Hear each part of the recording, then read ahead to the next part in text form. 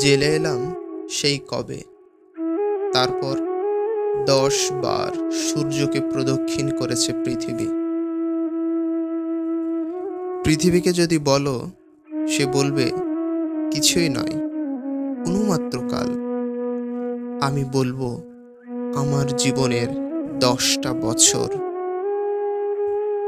যে বছর জেলে এলাম, একটা পেন্সিল পেলাম, লিখে লিখে ক্ষয়ে ফেলাতে 1 সপ্তাহ লাগেনি।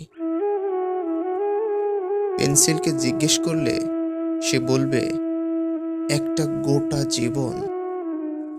আমি বলবো এমন আর কি, একটা মাত্র সপ্তাহ। যখন জেলে গেলাম, খুনের আসামি ওসমান কিছুকাল ছাড়া পেল। তারপর চোরাচালানের দায়ে ঘুরে এসে 6 মাস কয়েদ খেটে আবার খালাস হলো। কাল তার চিঠি পেলাম, বিয়ে হয়েছে তার।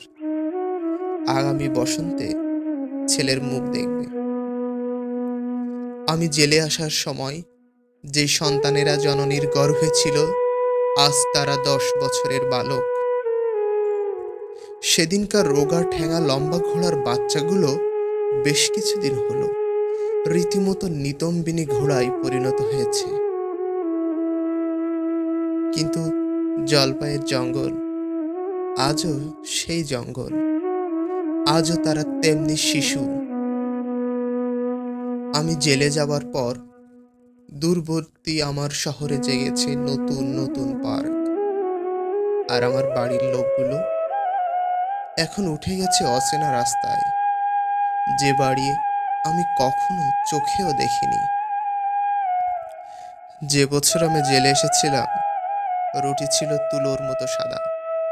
তারপর এই রেশনের যুগ।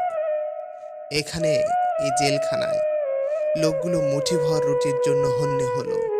আজ আবার অবাধে কিনতে পারো, কিন্তু কালো বিস্বাদ সেই রুটি। যে বছর আমি জেলে এলাম, দ্বিতীয় যুদ্ধের সবে শুরু।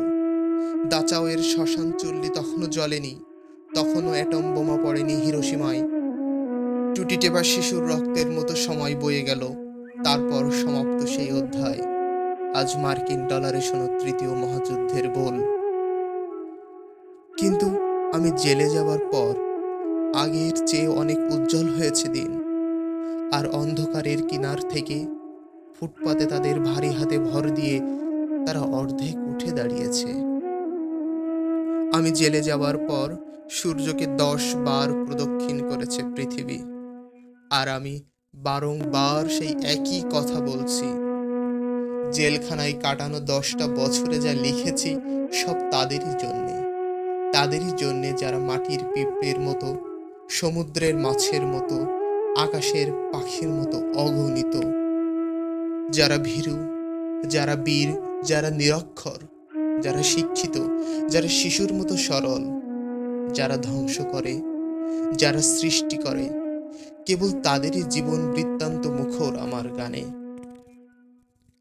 আর যা কিছু, ধরো আমার জেলের 10টা বছর, শুধুমাত্র কথা কথা।